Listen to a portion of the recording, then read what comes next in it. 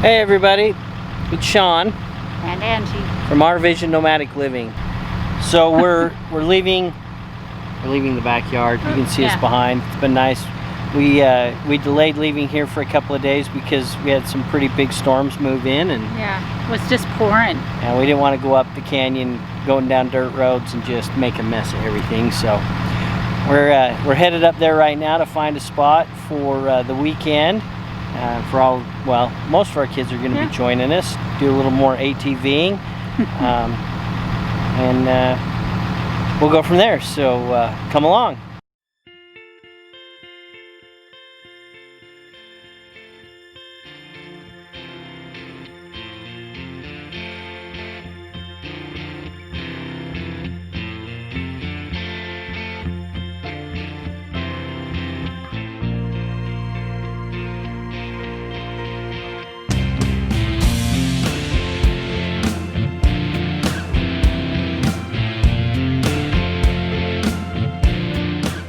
We made it up to one of our favorite boondocking places in the Cache National Forest, and some of you may recognize it from our previous videos. Right now we have it all to ourselves, but a little bit later the kids are gonna start showing up, which is always nice. So as you can see behind me, this road I'm standing on is actually quite a busy road for four-wheelers and whatnot, so we get a little bit of traffic through here, but overall it's a great place to be. So She's like searching. We don't do that with these. No, we take. Oh, Dad's videoing. His mama took.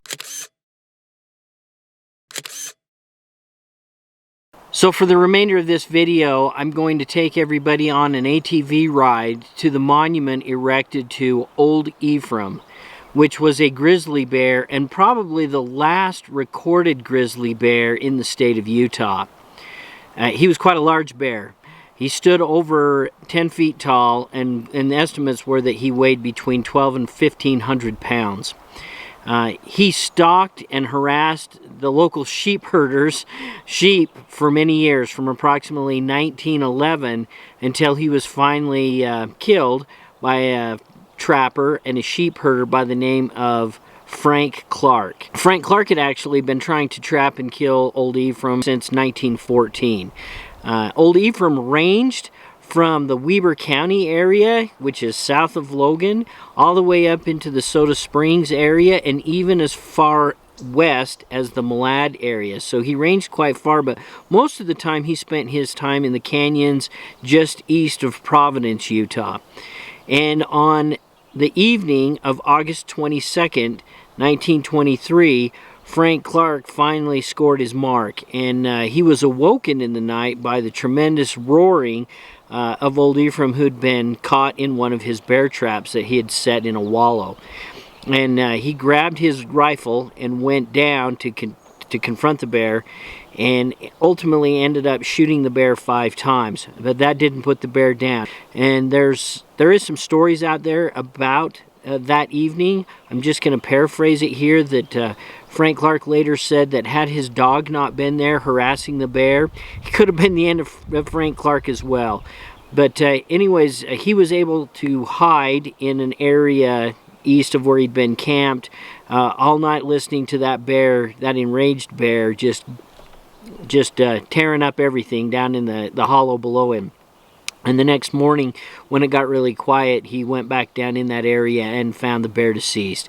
And he skinned the bear, and later a local Boy Scout troop came up and buried the remains, but took the skull, and it was sent back to the Smithsonian Institute, where it stayed there for quite a number of years.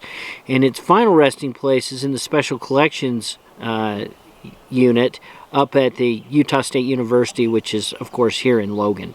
So in 1966, a group of scouters erected a 11-foot monument to Old Ephriam, and it's quite a popular tourist destination for people. The road going in can be extremely rough at times, and mostly it is achieved by using some type of a four-wheel drive, an ATV, and of course now a lot of side-by-sides, as you're going to see in the video. So we're gonna head over from the Sinks area to Old Ephriams Grave. Visit that monument. I'll showcase that for you.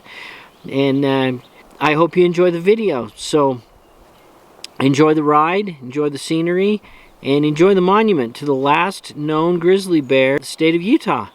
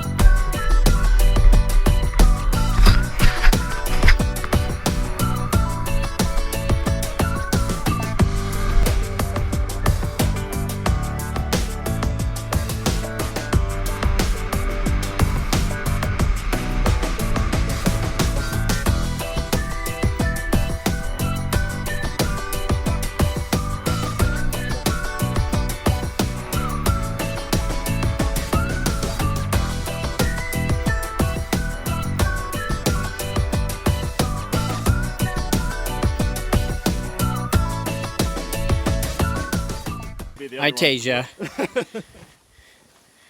Did we come to see the big bear? So as you can see, there's really no marker at this point that leads down that trail, which then takes you through a little bit of a creek over to the sign that's back in those trees. So even though the monument is over off to our left, and it's quite a busy place today, this is where Old Ephriam was actually buried.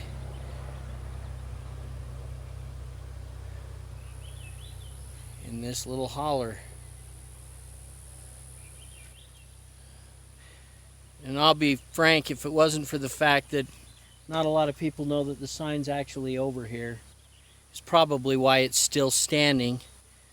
Because everybody seems to want to shoot up signs up this canyon.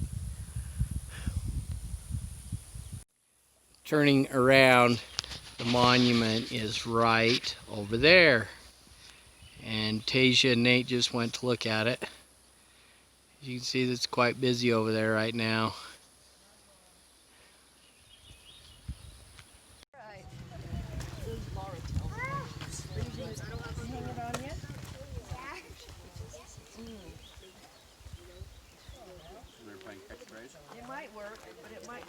Well, I hope you enjoyed that ride over to the monument for Old Ephriam, also known as Old Three Toes due to a deformity of one of his paws. If you like the video, please give me a thumbs up. If you haven't already, please subscribe and follow Angie, Jazz, and I on our journey. Thanks for watching, everybody, and I'll see you down the road.